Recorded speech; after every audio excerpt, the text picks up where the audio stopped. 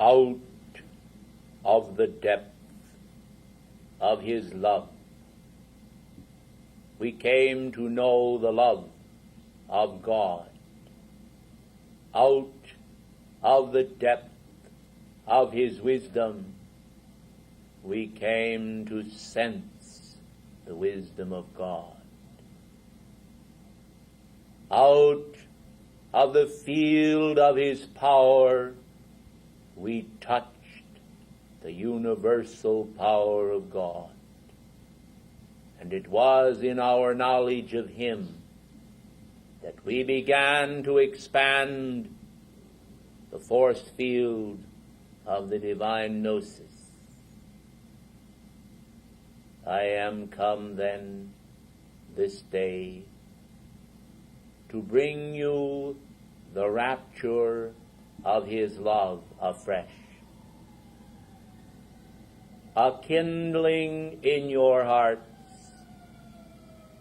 a new sense of his wisdom and of his power. The vanities and illusions of the world, the cries of the senses, may attempt to shut out his majesty and the flame of his covenant, but they cannot. They have no power, for there is no power but God that can act. And I recall how that as he healed the man with the withered hand, that a new light came into the eyes of every one of his band, and all who were with him took on the glow of his mastery over energy. He said, "Stretch forth thy hand," and it was made whole. And it was the power of God that functioned through him. And it was the love of God that bore compassion to the hearts of men. And it is this love alive still, that always will still all of mankind's negative attitudes, and will give them their freedom from pain and from fear, and their mastery over substance. As this day I come to you in this 20th century, across the span of the years, bearing the continuity of being and immortal life, I tell you that you are fortunate indeed to have this inheritance, although the holy grail of man's consciousness of the Christ has been lost and misplaced and searched for but not found. The spirit of his covenant has remained within it. And in whatsoever place the head of the Lord layeth, there is the beauty of holiness and the breastplate of his righteousness. When the old borders are restored once again to the world, and the world is made to know the higher simplicity of life, they will then be practicing that simplicity with diligence and gladness. They will recognize the meaning of progress in a return to the purity of their being. Today, blessed ones, mankind so frequently feel that the marks of progress are in the accumulation of outer symbology of attainment, without recognizing the great power of spiritual qualification within the heart. I tell you, blessed ones, no matter how humble the exterior, no matter what the shape or form may appear to be, if within that chamber of being, whether rude in appearance or beautiful, the spirit of immortal beauty dwells, then all is well. For it is in the knowing of the Christ that mankind leap into the arms of God as an infant Messiah themselves. For they spring forth as fresh arrows from the bow of immortality, to make their own mark upon the infinite screen of God's purity and beauty, of things to come, of that which shall be, as well as that which was. For this great law is that law which was in the beginning, is now, and ever shall be. No complacency can stir your souls, but the pristine purity and meaning of God's intent can stir them as it did our own, until his flame leaps from bush to bush, and the whole forest is aflame with his love. And this is not the flame that consumes outer substance,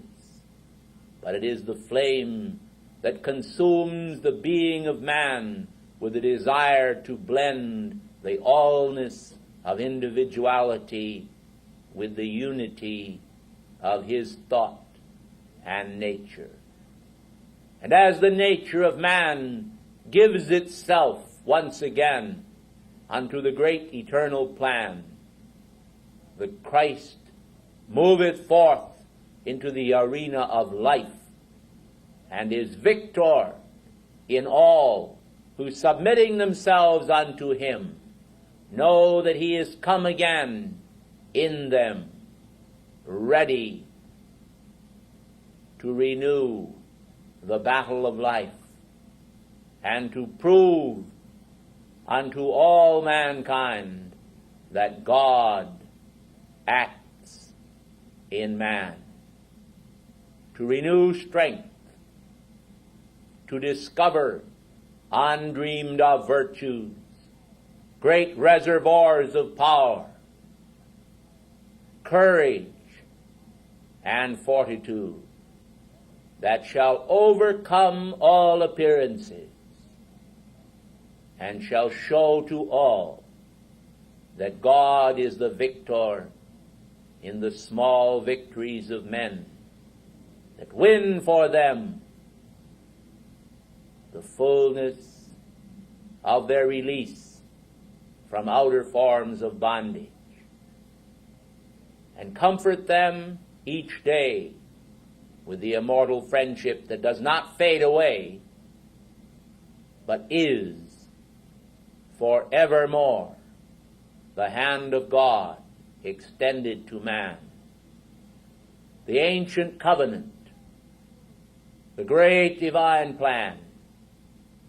secure and pure and radiant and lovely. This Christ image I knew. This Christ image I am. This Christ image are you. This Christ image are all men. I say to you then, be at peace. Be of good cheer. Take his cup in your hand and drink the cup of his plan of mastery of spiritual adventure, of high courage, of infinite wonder, of love for child and flower and tree, and even the tiny little fairy being that animates the outer envelopes of nature. Rejoice in elemental life, in the life of man, and in the life of the angels. For in this union of the 3 times 3, the higher kingdoms will manifest for thee, not only in the land of the free, but all over the planet. All over the planet and in the hearts of its people. And darkness and shadow shall retreat into the caves of the earth, there to be annihilated by the great blinding white light of the Son of Suns, coming to earth again in each succeeding generation and age to fulfill the destiny of life without end. I knew him then, I know him now. I am your brother as I am his. I thank you.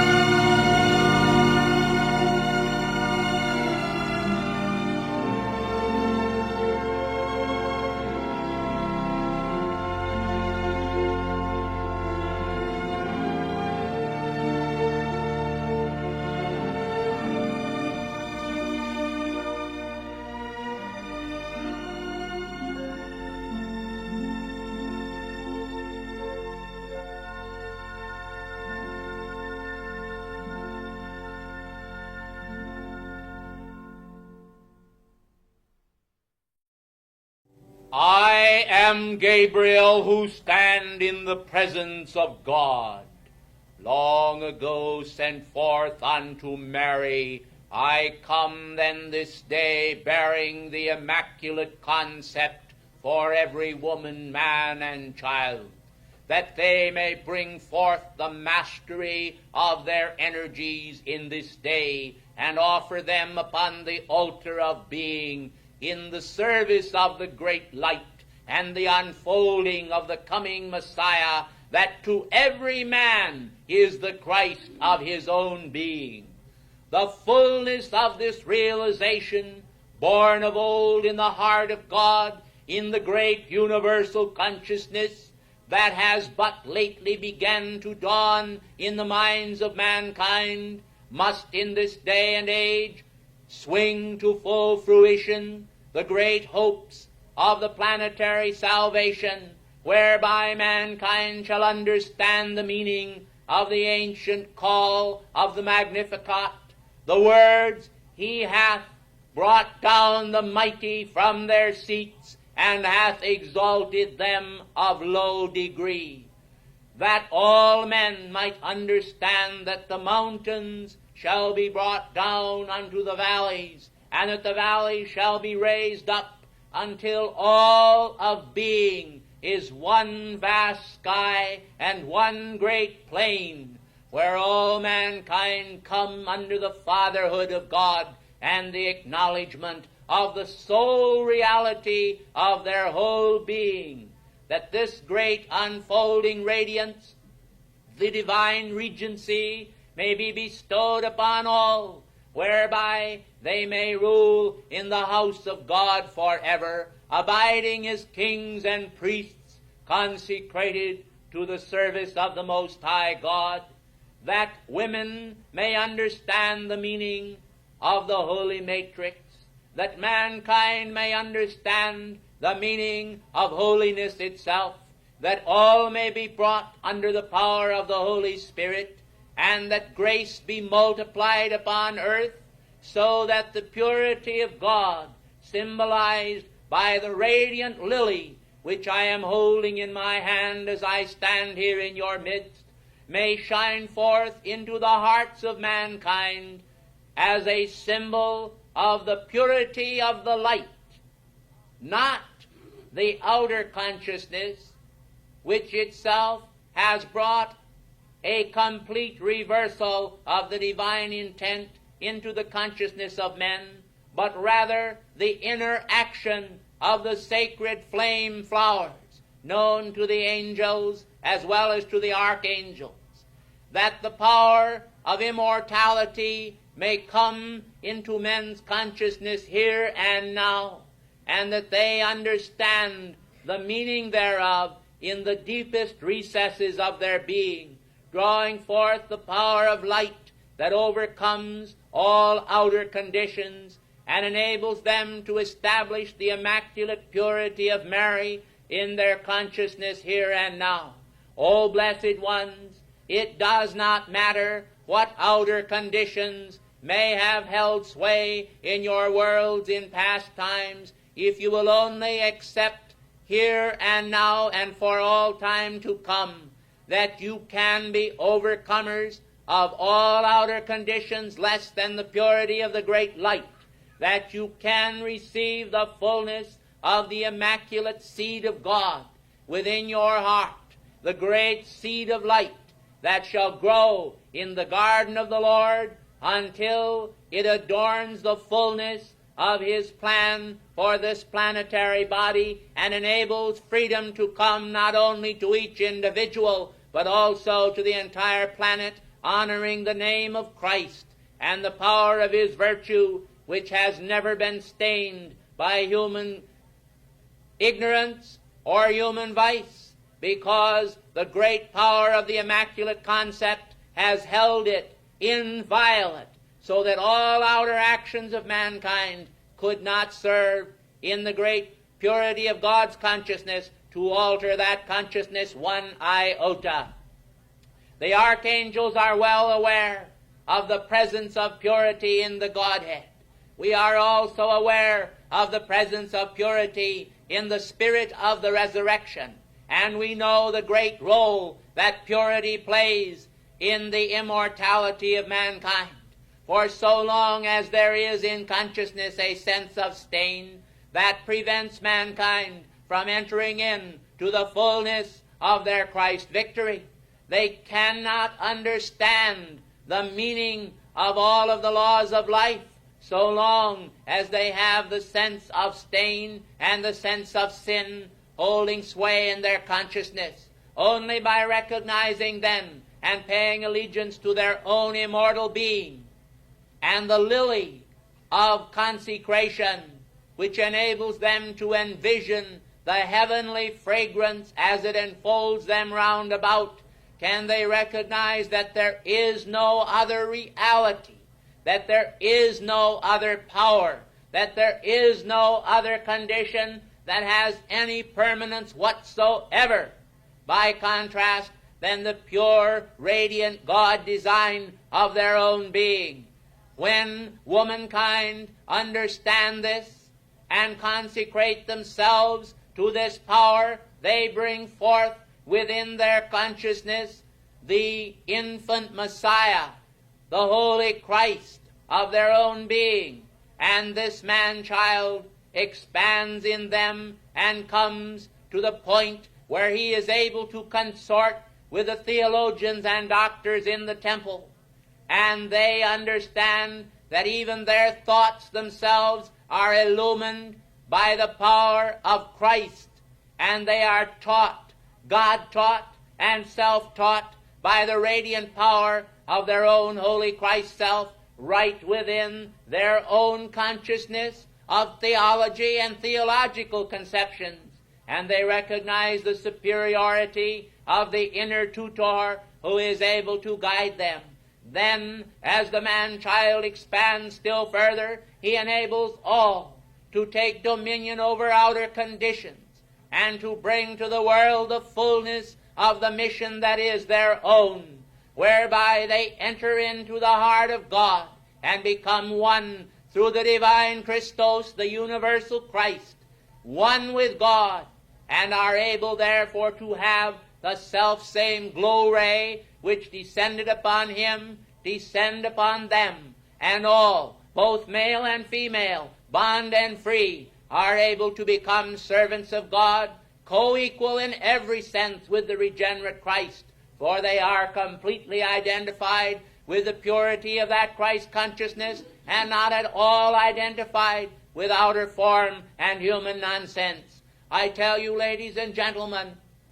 the hour is very close at hand for many individuals to come into a more complete understanding of the universal mysteries of regeneration, that they may receive, as St. Francis and many others through the ages, the great spiritual power that will give them their victory and the understanding of the Christ Mass.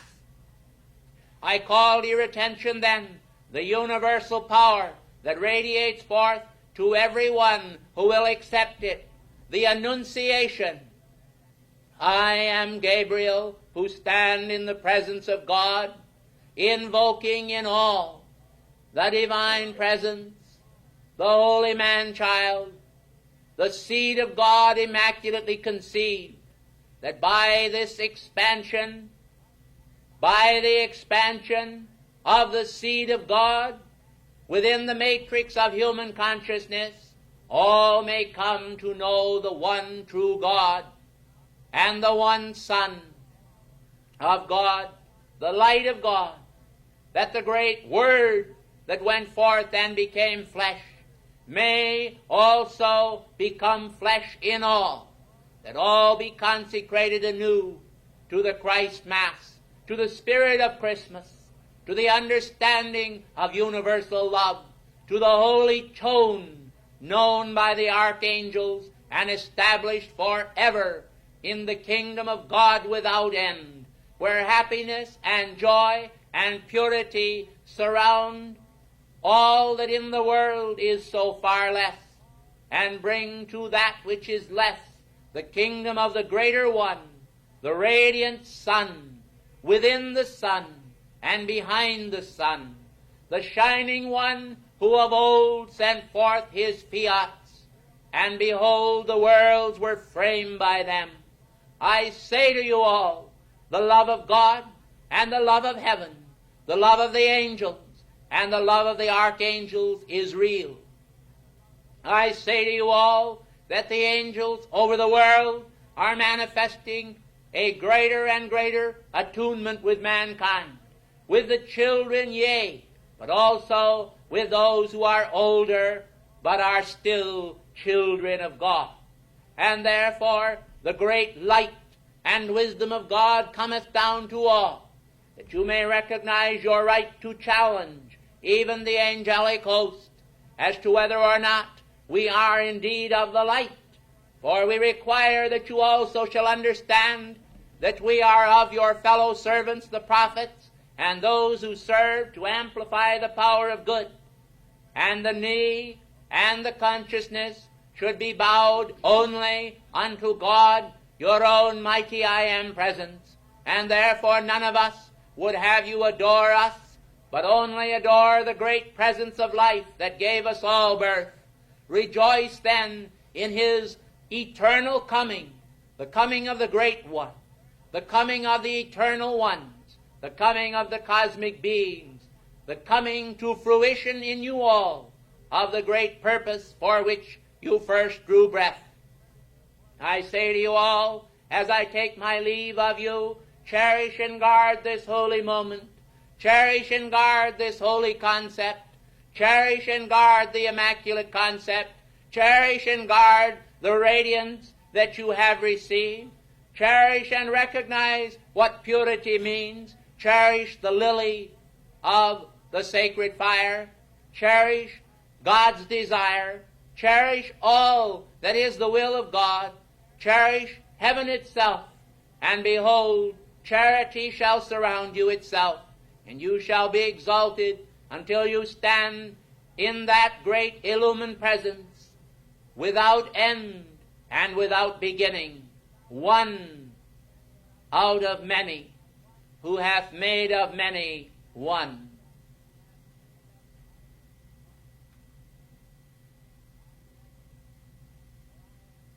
I thank you,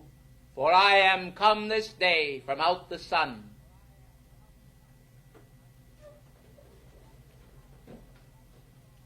and the light of the dawn has sped forth to noontime and beyond, and the day is far spent. Let all recognize then the need of this hour. Thank you, and good afternoon.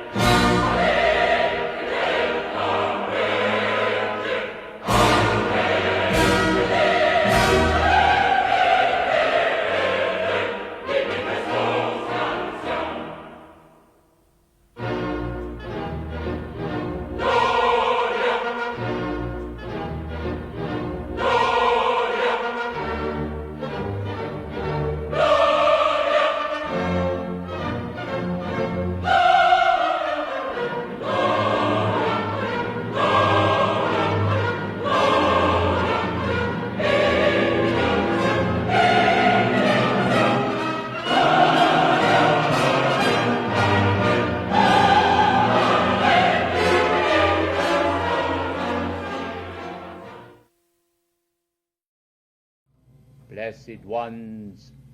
out of Egypt have I called my son.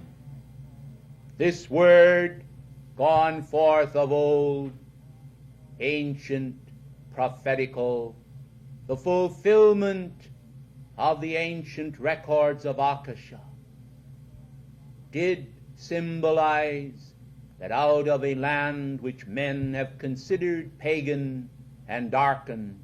came forth the one illustrious Son of God.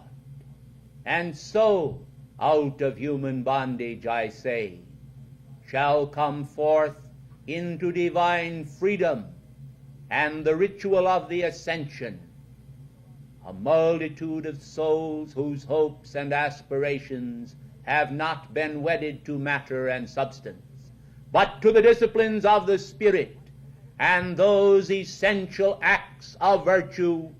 which encompass man round about with his own divinity, holy strands of the immortal garment being woven by each penetration of the shuttle, moving from the right unto the left and from the left unto the right. For men must learn out of the most adverse conditions to bring forth victory,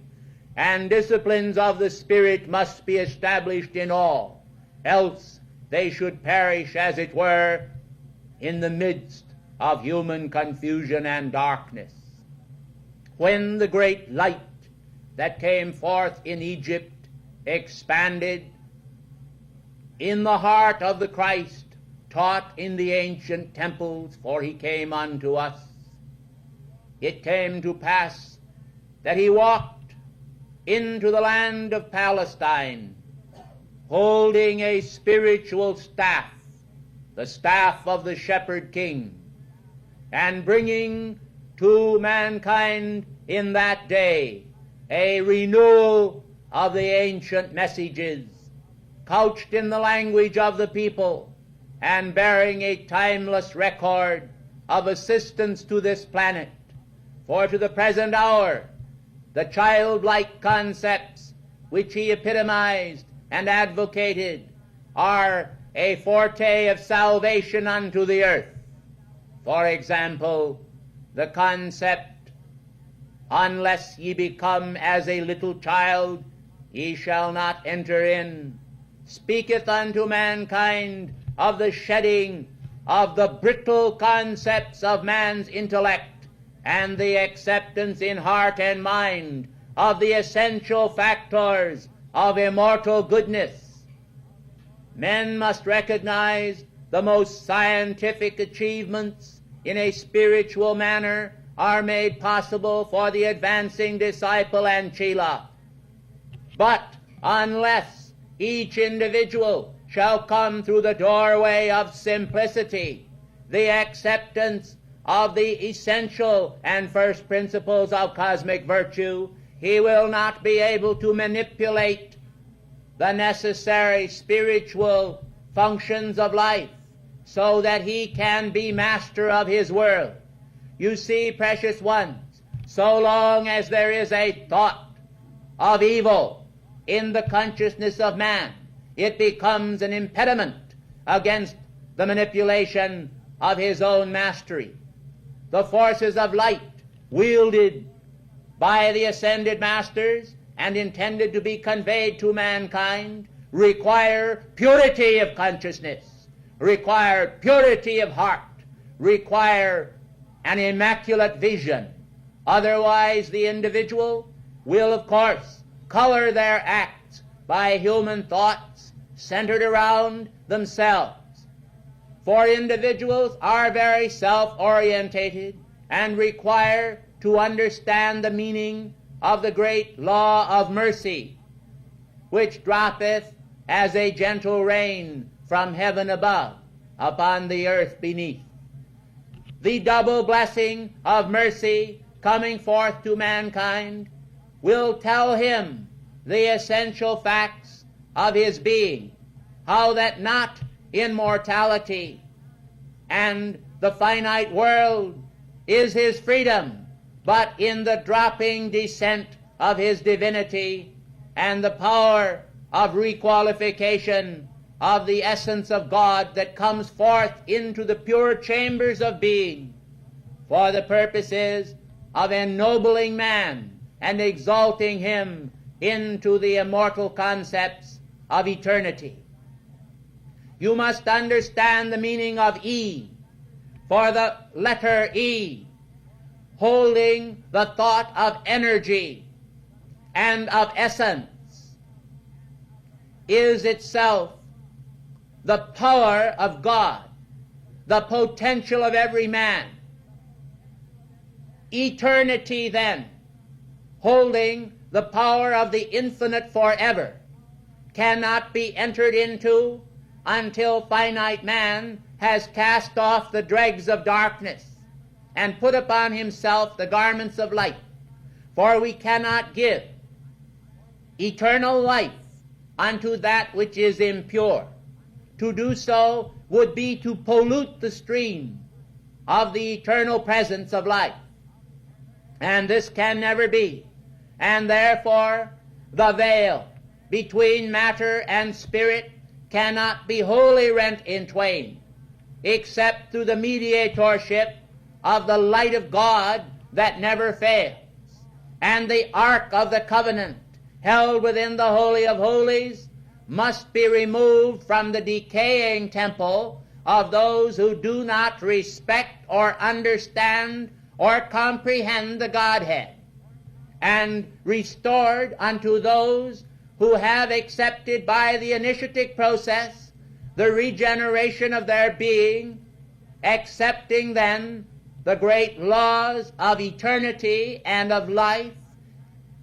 as prima facie evidence not only of the existence of God in the universe, but of the existence of God within themselves. It is a great travesty, precious ones, upon the laws of life,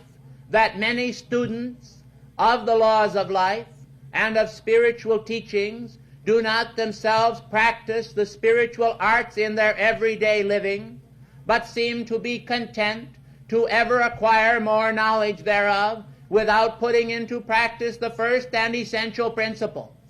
I am calling then to your attention today that many of the ascended masters are required by the manifestation of the great law to continually remind mankind of those first principles, and this is a correct act from our level, in order that we may produce awareness in the students, so that the karmic responsibility for which they are charged by reason of their knowledge shall not accrue to them in an untoward manner, but rather shall assist them in the full manifestation of their latent divinity according to their levels of comprehension, assisting them daily then in finding some element of their freedom, and in recognizing that there is a veritable shower of radiance descending upon them constantly. At times this seems too slow to a mere trickle, because they qualify that substance so rapidly by the elements of the outer world that there is no manifestation of the pristine power of the descending radiance of the Godhead. Now, when mankind shall recognize the law, paying allegiance to it with the breaking of the morning's early light, and shall qualify from that hour unto the end of their day, when they fall to sleep and rest in the arms of Morpheus, in a most delicate and holy spiritual manner, they will find that the night side of life will manifest certain elements of their victory, because they have qualified the day side of life with the purity of God during the time of the enfolding matrix. For the daylight hours are the weaving of the matrix for the night side of life, when the spirit of man, freed from the fetters of human imagination and the outer symbols of unregenerate energy, enter into the purity of the Godhead, attaining to and finding admittance in some cases to the temples of the masters at inner levels, where they are able to find not the complacency of the human, but the pure radiance of the light of God that never fails, surging forth from the very forte of the ascended masters, as they bring forth their radiance like the beams of a giant searchlight, penetrating into the darkened recesses of the imagination and mind of man, and bringing forth the culprit that has caused them so much distress throughout the ages, and showing them how to weave their own strands of essential freedom by their day-to-day and hour-to-hour and moment-by-moment thoughts. Then I say, let us awake, precious ones, to the realization of the energy potential of the day side of life, that you do not accept the pressures of your environment so much as you do the radiance of your spiritual self as it rushes forth with the pure stream of God's holy energy into the chalice of your heart to feed your mind with the illumined substance of the Christ radiance in manifestation. Then I think that your ascension will not be a thing of the remote and distant future, but will manifest from day to day as ascending energy currents, so that you will quite naturally enter into the vibratory action of the risen and regenerate Christ, finding in the ancient priesthood of Melchizedek the awareness of your own being in this contemporary hour among those with whom you are associated, finding then in them the essential elements of spiritual goodness which are found in the retreats of the ascended masters, manifesting in both Chela and master alike. When this is brought down into the environment of your daily world, you will find that your raison d'etre will come full circle, and you will understand that your freedom is at hand. Your freedom is in the appearance of the Christ, and the Christ must appear in the rising energies of your mind and heart from day to day. And those disciplines of the Spirit which will enable you to say no to human reason when it attempts to tell you that you must have a certain amount of human fun in order to have life and happiness. I tell you that in spiritual joy there is that completeness which can never be supplied by outer action. And I think it is high time that mankind be aware of their responsibility toward the spiritual side of life, else they shall continue in a realm of human bondage, and the statement made not only of the Christ of old, but of all, out of Egypt have I called my son, will be brought full circle to this realization, that in the ancient temple of Luxor there is the ascension current rising with all of its beauty and spiritual power, ministered unto by the priests of the ascension flame, and the great hum of their joy can be heard throughout the earth. Know then that in every land where the darkened concepts of the brothers of the shadow have extended themselves, that there are also in existence great foci of light, radiant centers of pure spiritual power, whose light shall never wane. Put thy attention upon these centers of light, and withdraw it from those who are darkened individuals who have not yet comprehended the first essential principles of life. Although they may be possessed with great knowledge, of these St. Peter spoke, saying that they are clouds without water, vessels emptied of the intended fullness. I say to you then, the disciplines of the Spirit that shall accomplish the regeneration of your being and give you your ascension into immortality must be imposed by your free will. Will you welcome us? Will you invite us? Will you accept the lash of our consciousness as we spur you to your divine realization?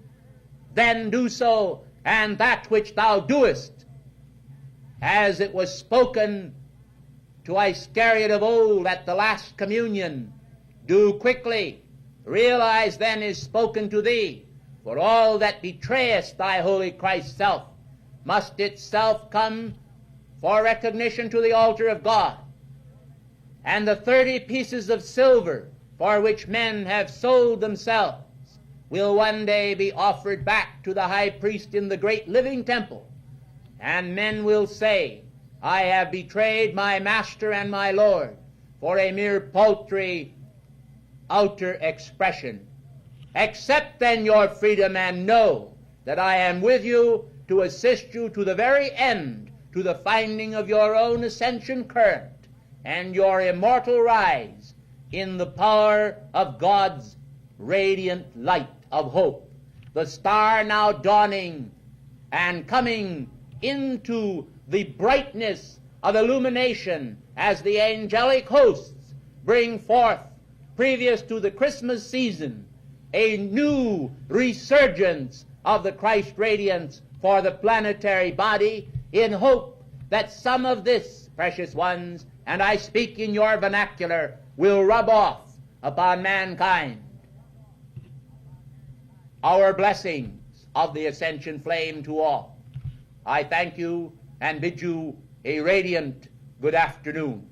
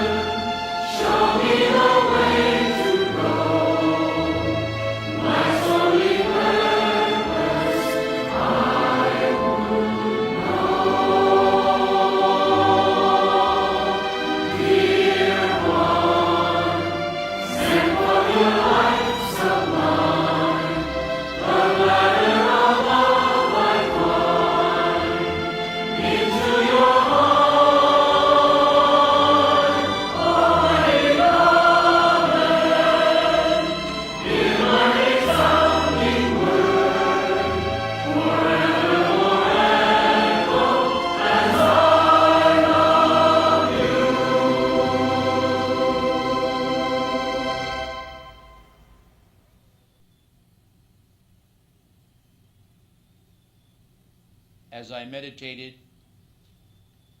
upon the purpose of this meeting this eve, I decided that I would also add my energies to those of beloved El Morya and speak to those of you who have known me for many a year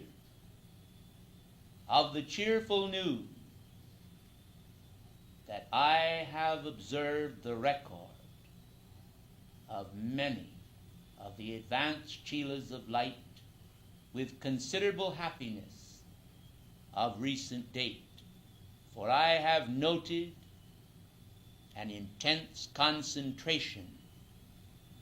of the power of faith in many. But I have also noted that others remain, as it were, in a groove or a rut, as you call it. I urge, therefore,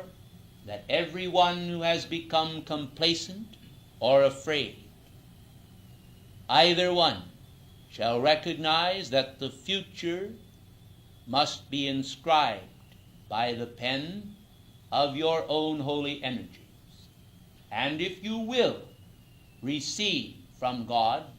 the precious gifts which he holds in abeyance for many of you, you must continue to do the necessary acts that will win for you your freedom. It is not trite, precious ones, to consider the needs of men. And as we decided this eve on coming here, the three of us, we determined that we should fulfill the necessity of this hour, not catering particularly or specifically to any one individual, but to the needs of the group and for purposes of synthesization. And therefore, we have taken a specific action on the inner, which has not so much manifested without as within. And that action will not be completely apparent this evening, although you have received a tremendous cosmic blessing. But it will manifest in future days. For some it will manifest in a more abundant manner because of the power of their faith. To those who entertain doubts or have entertained doubts, of course, there will be a somewhat aborted harvest of lesser dimensions. But strangely enough, because of the faith of many in this place, there is no one that shall go away empty or bereft of some degree of blessing. Now then, precious ones, I would say unto you, before I leave you, that there is an uphill pull which stands before you. For many of you, for many a year, have served the great light in holy faith, that you have reached a point upon the mountain where the very summit of accomplishment and attainment is before you. When this occurs, as most of you know who are familiar with climbs up hills and inclines of the world, the last portion is often a bit more difficult than the first, for the scenery itself sometimes changes. And as you journey up the mountain, you leave behind you the verdure and the greenery. You leave behind you the still flowing streams upon the level surface,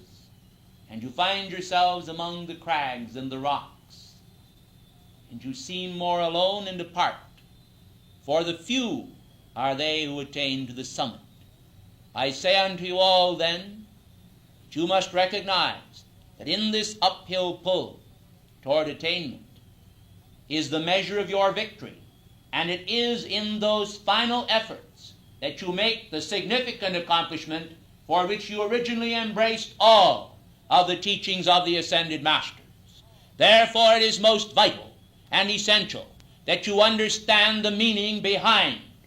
the precious words released by Mother Mary to you this night,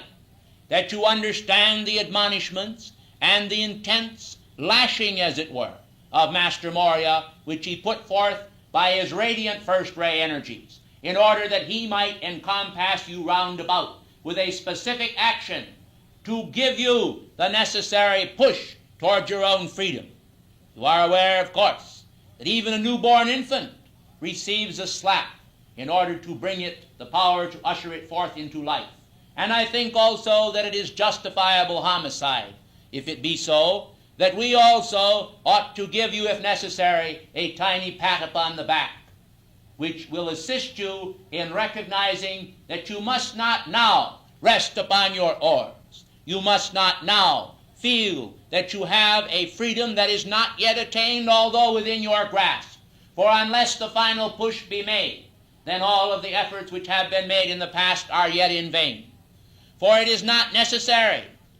and it is extremely foolish, for individuals who have long striven for attainment to now deny the very power that has given them so much joy throughout the years.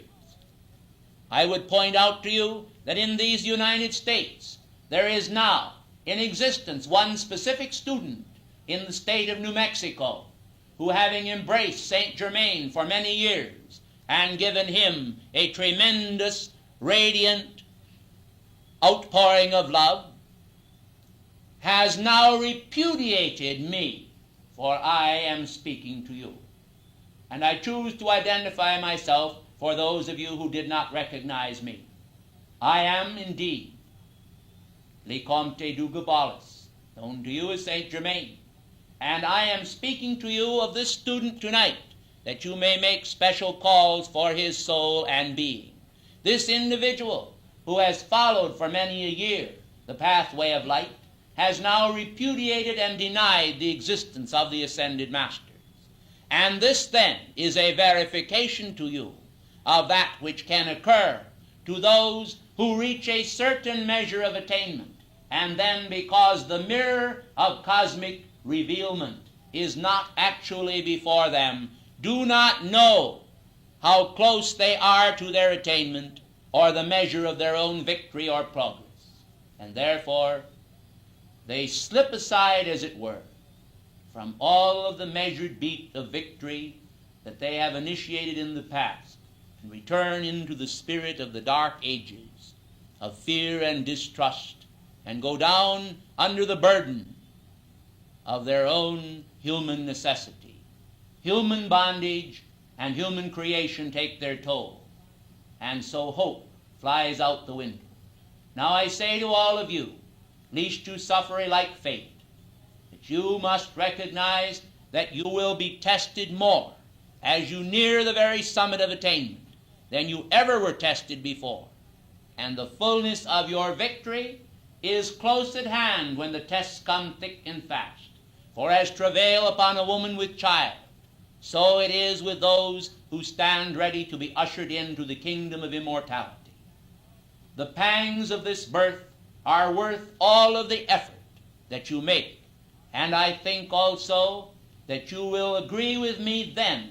after you have attained, if you do not now. And I trust that you will pledge to me tonight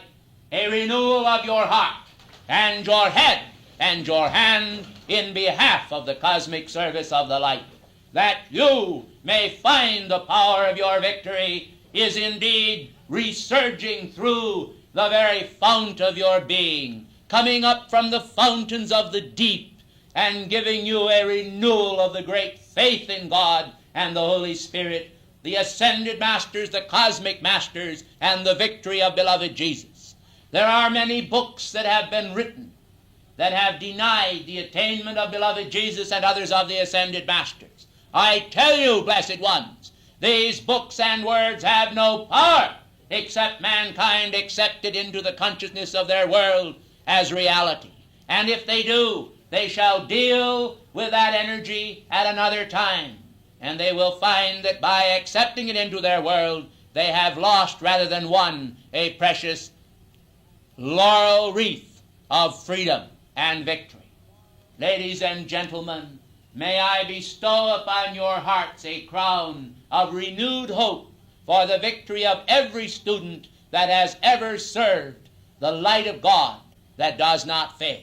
May that light beam forth then from your hearts and continue in the clasp of your hand with one another as purity and friendship and peace, expressed not only to God and to the cosmic masters, but to your fellow man as integrity and purity and diligence and continuation in the mighty tides that shall mean your eternal freedom. I thank you and bless you and bid you adieu.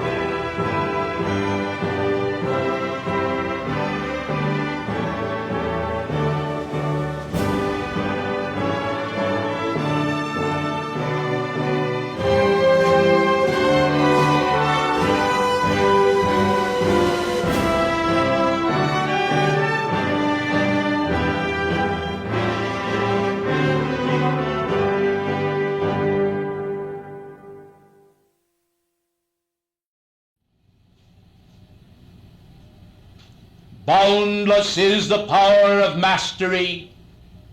Mighty is the tide of life that flows. Few are given the opportunity to reckon with the mighty radiance of the Most High as it streams forth to give to the weary travelers the power of the beacon light of God. And so Blessed Mother Mary has spoken to you this night of cosmic faith. I am come this night to strengthen your bond of affection for the ascended masters,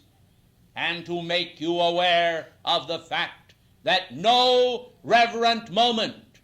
no moment of devotion is ever in vain, nor are any of the acts which mankind perform in the fullness of cosmic faith, whether by the power of sight or by the power of holy truth, held in full faith in vain. For God, in his mighty tide of reckoning, does record every act, and there are none so blind as those who will not see the handwriting upon the wall, which they themselves have recorded there, both now and in past ages. When mankind desire to escape from the very recordings which they have made upon the screen of life, they seek to attach the blame for the records to another and not unto themselves. This is without purpose, for I have found that the karmic lords are not swayed by human reason, but by the power of cosmic love. Let me then urge upon all the understanding of God's laws, which are not always fashioned in the likeness of men or their similitude, but are patterns of radiant perfection and wonderment. Mankind are often garbed in false raiment. They would deceive even the masters in their thoughts, and they would deceive also their own selves. They must then shed these concepts of deceit and calumny, of blame and false courage. They must recognize that only the brave and the true shall establish victory within the force field of their identity. The voice of human reason is often arrayed against the cosmic hosts and the power of the heavenly laws, but it has no power, for the laws of man shall fall and shatter in pieces as a potter's vessel when standing face to face with the mighty power of the cosmic council. Now I say to you that let there be one soul in the midst of a place where I am speaking in this wise, who doubts the veracity of the mighty law by which I am able to come, and you do cast a stone in a rude manner into the temple to shatter the chalice and matrix of the force field of light. I say then, hold to the power of cosmic faith, and the miraculous radiation of God will bring to your tarnished receptacle a luster and brilliance for which your soul craves. The spoilers among men would always seek to find fault. Far they be themselves from perfection and the gates of heaven, yet they would hinder those who would press therein, having offered the fullest measure of themselves, and standing ready to balance their karma. These individuals are taken by angelic hands and led as weary travelers to the refreshing fount of God's holy will. Others, imbued with lesser concepts, deserve a switching and this they shall receive from their own hand, when alone and bereft of hope they stand face to face with the barren desert of their selfhood. I say to all then, the hour of compassion for one another must be externalized by cosmic love. This is the will of God, not that men should bear burdens upon their backs which are of their own creation, but that they should cast them down into the sacred fire and call for their transmutation. For it is against heaven's own reason for men generation after generation to stoop almost to the earth with the heavy burdens which they have forged, when the burden of the Christ would transmute all into light and holiness. The way to the temple, the way to peace, the way to purity is before the eye, as beloved Vista spoke this morning,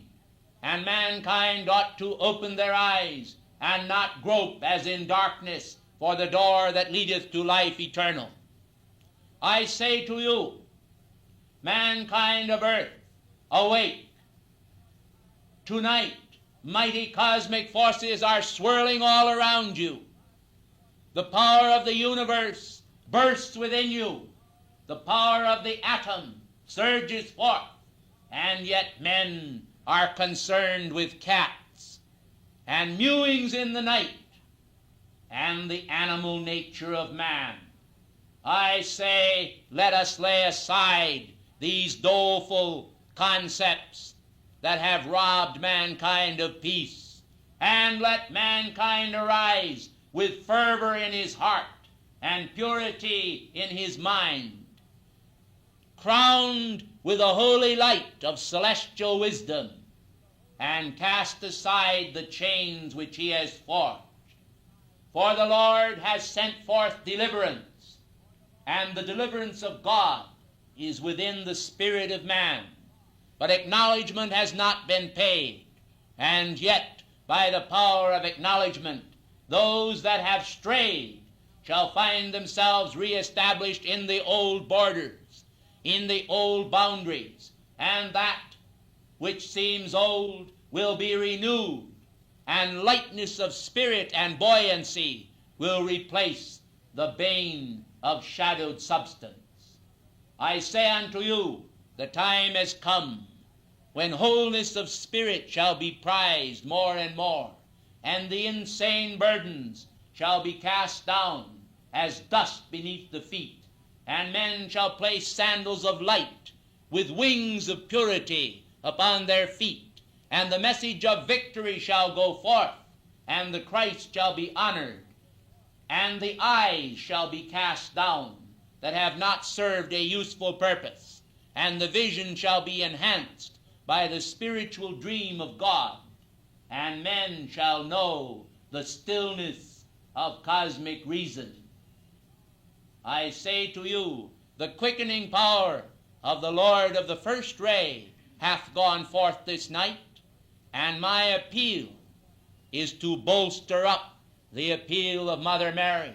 for we have cooperated this night in creating in cosmically flaming youth the concepts of that overcoming faith which will cast aside the burdens of yesterday and establish the power of victory in the present hour, until the morrow shall bring forth the radiance of the mirror of purity and wisdom, which Mother Mary caused to be brought here this eve, saturated with the substance of jade, the purifying power which God has directed here in the holy name of mercy. Ladies and gentlemen, I bid you adieu.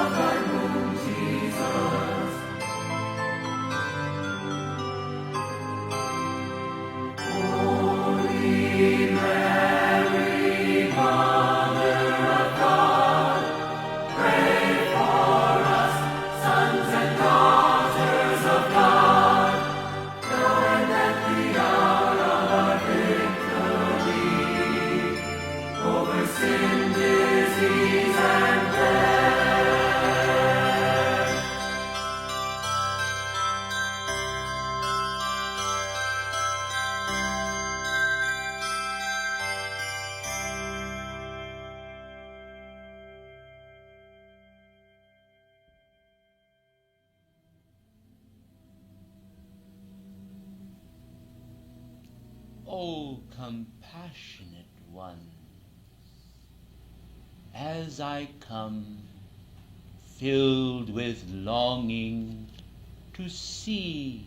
divine grace multiplied in thy being, as in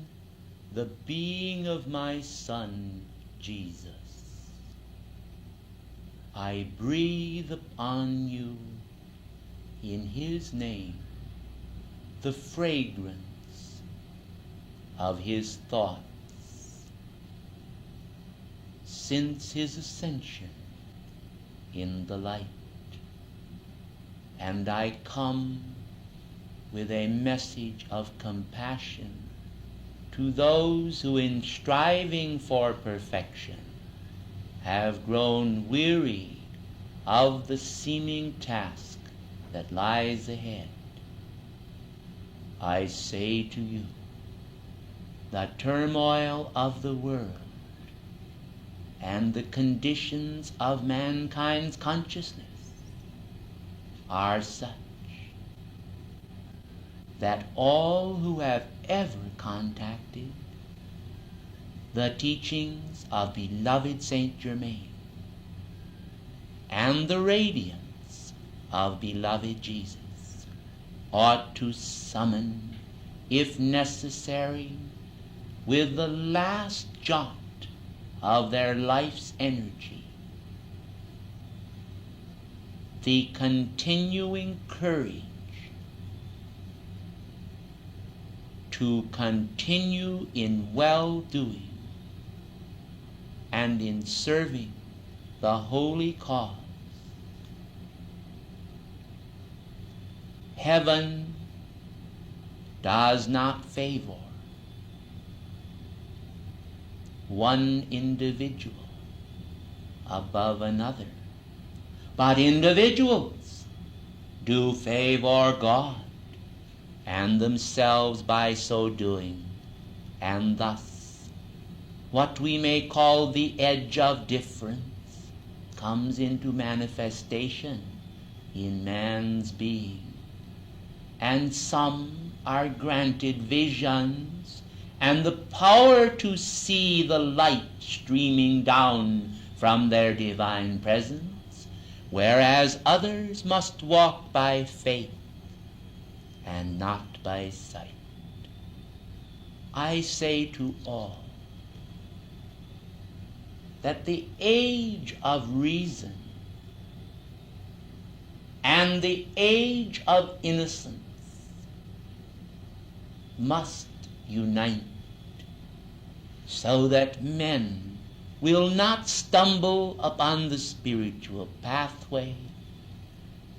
and bring themselves upon the thorny way. For the cause of all human distress, blessed ones, lies vested in mankind's ignorance of the law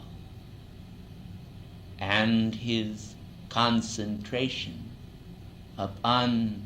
his individual self or ego,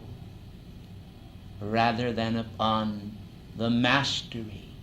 of his divine presence. Would you then this day know the power of freedom? Would you feel the great surge of the God flame pass through your being as it did to quicken the body and being of my beloved Son upon that resurrection morn, when the mighty flame of regeneration surged through his precious heart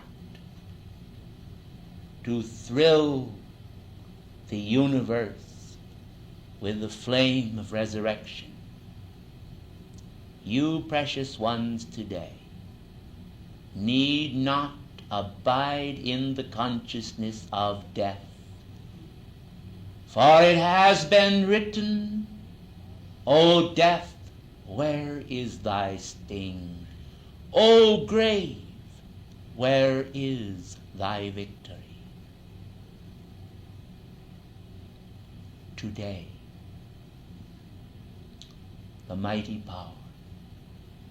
of regeneration that moved through my Son remains in the atmosphere for all to claim. And I remind you of Enoch, the seventh from Adam, who was not, for God took him. I remind you of cosmic possibilities, which if not fostered and nurtured in spirit, may not of necessity manifest in fact.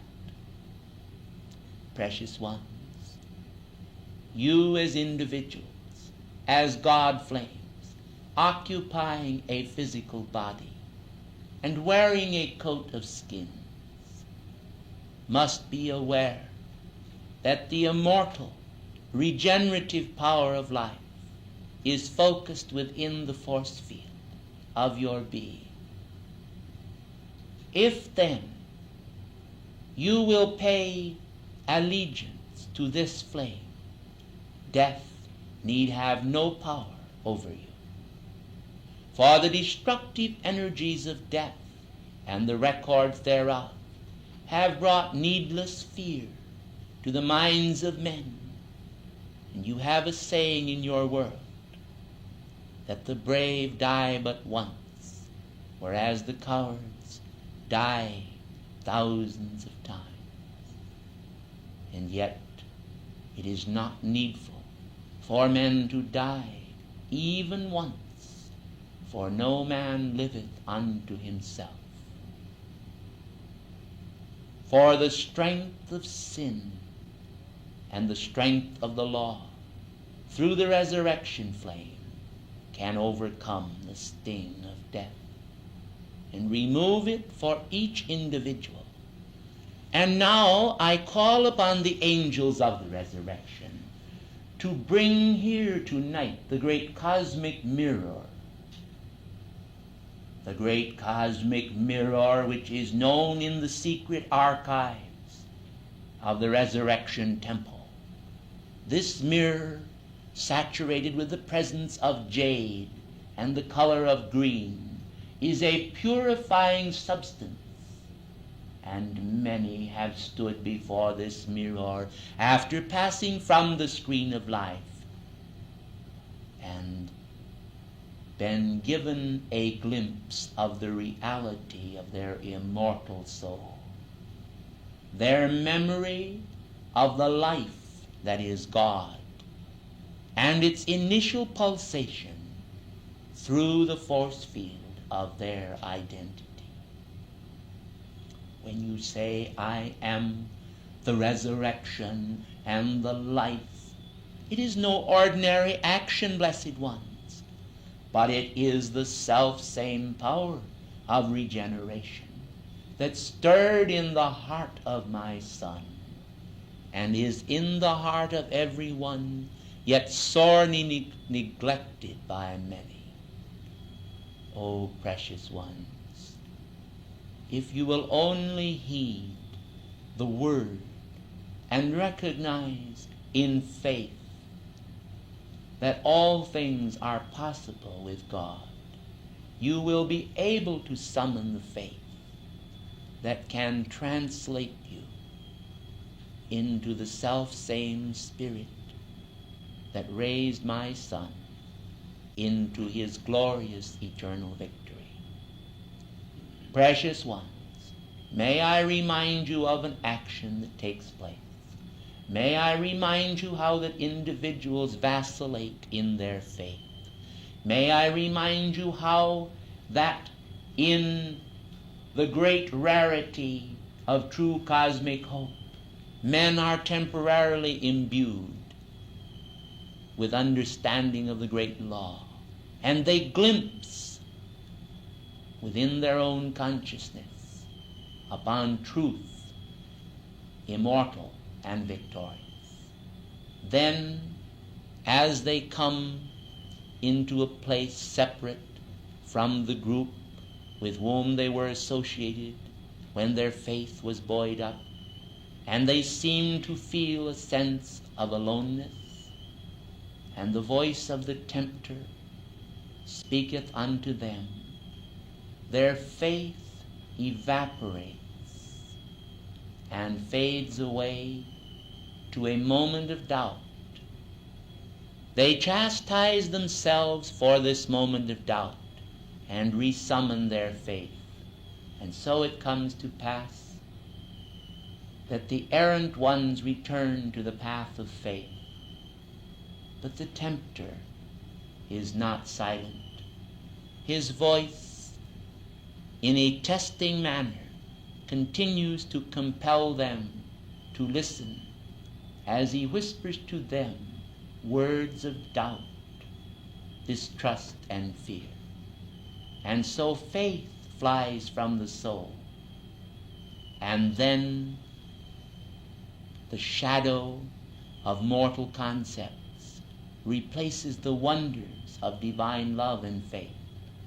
and strength is gone from the soul, and the test has not been passed. When these moments occur, individuals must reckon with their own acts of weakness in permitting the foolishness of human concepts to mar the beauty of the grand design of faith. And so tonight,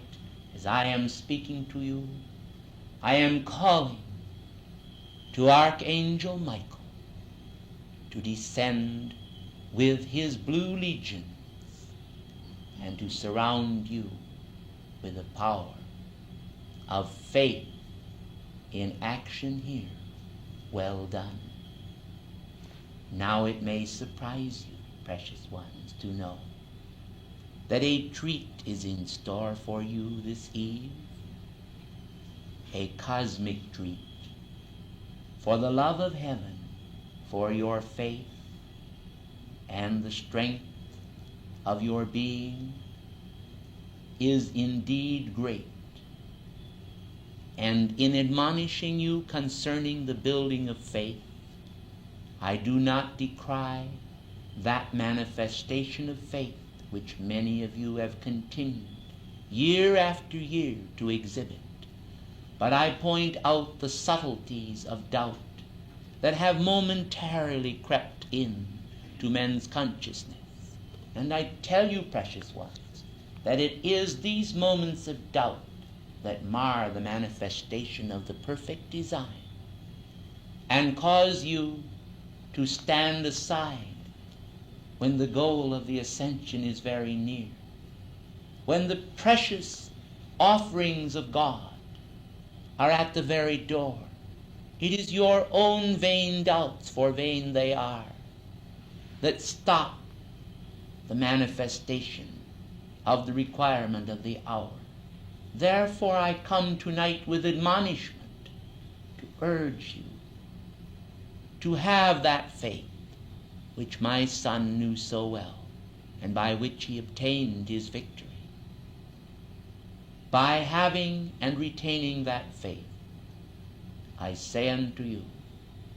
that you shall be overcomers over all things human, and enter in to the fullness of that which is divine. May I drop